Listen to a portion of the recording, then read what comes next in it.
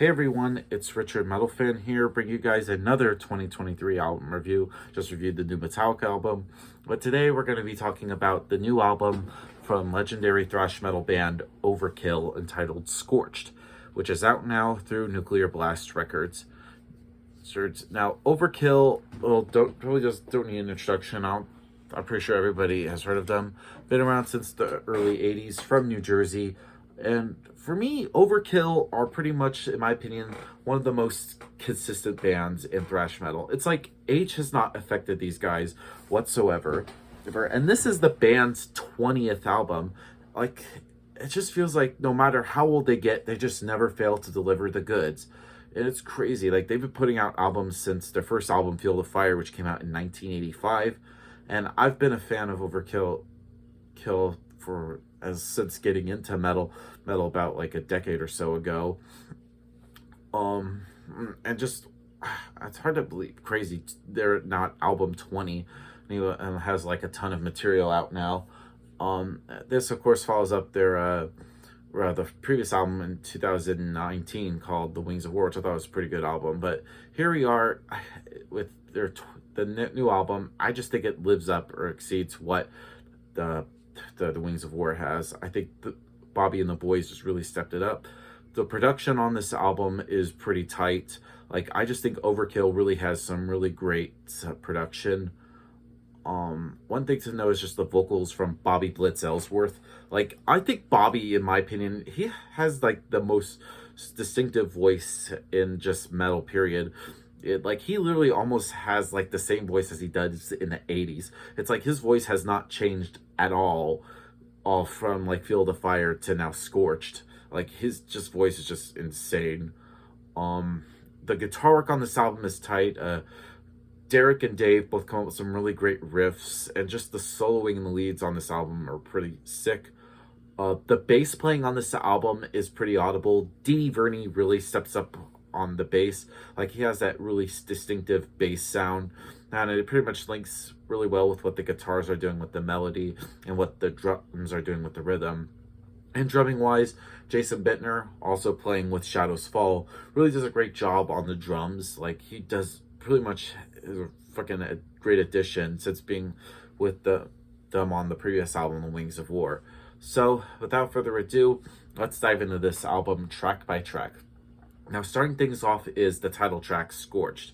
Now, it has a really great guitar sound, has a really great intro that before boom, like before all hell breaks loose.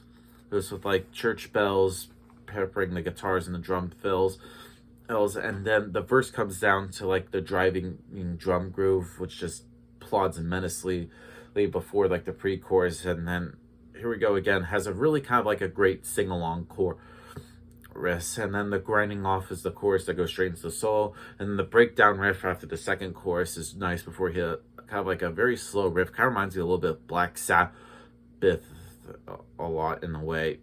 And I think it's a really great song, just insane drumming, really great guitars. Next song is Going Home.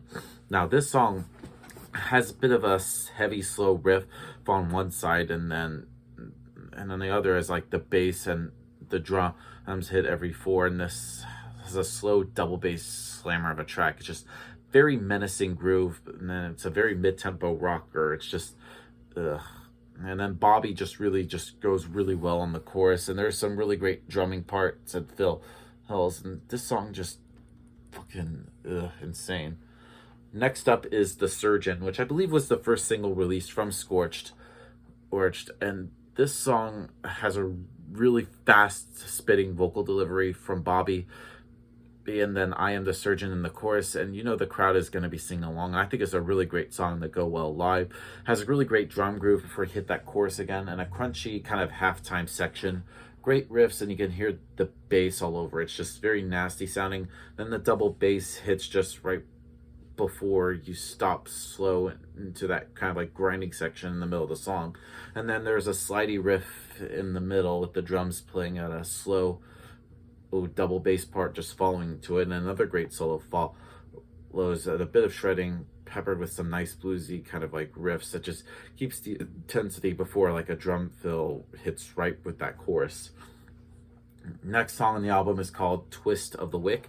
Now, this starts off with a slow kind of guitar intro with a melody part played over it. It should be a great, nice intro to right when the band goes on stage in a live setting. And this song is very way up tempo when the band comes in.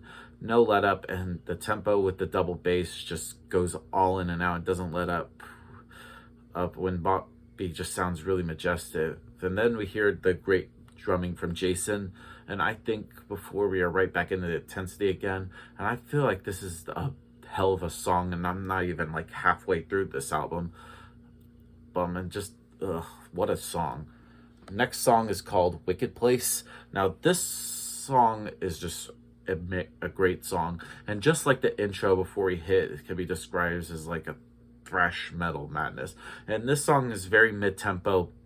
Oh, and then we hit the chorus that slows again, and then we are out the chorus and into a shorter solo before we hit another verse chorus. And then the midsection goes into almost kind of like a power metal style riff with the double kicks coming in, and then there's a massive melody in the sections as well as a more kind of like aggressive feel. And I just love this song.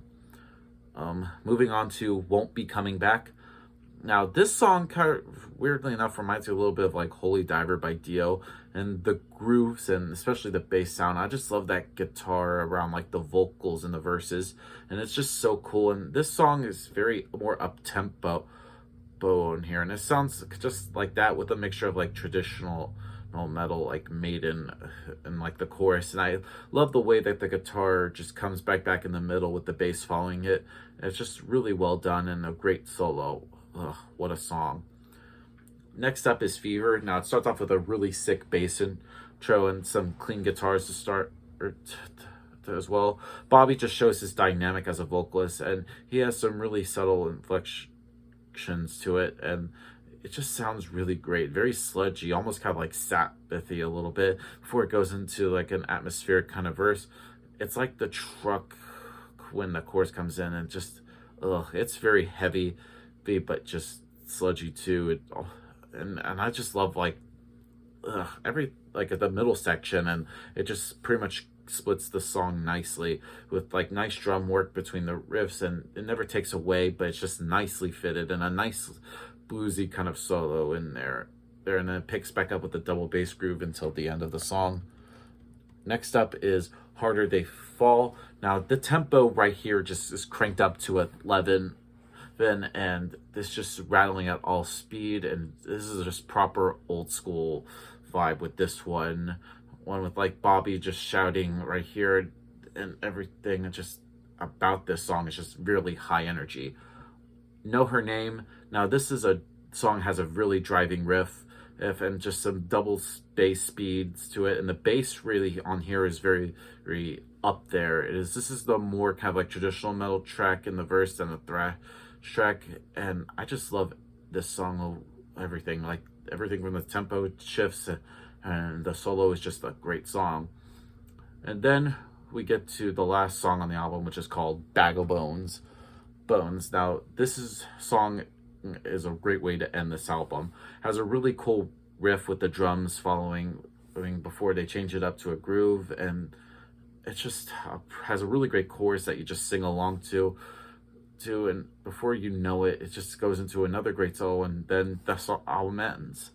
Now overall, Scorched by Overkill, really good album. Definitely you like it a lot more than the Wings of War, but then again, I don't think Overkill is one of those bands that never had a bad album in their discography. So I give this album a score. I'm gonna give this a solid 10 out of 10, and it's pretty much so far be one of my favorite albums so far of 2023. But we're only in 4 months in, so who knows what the rest of the year will bring.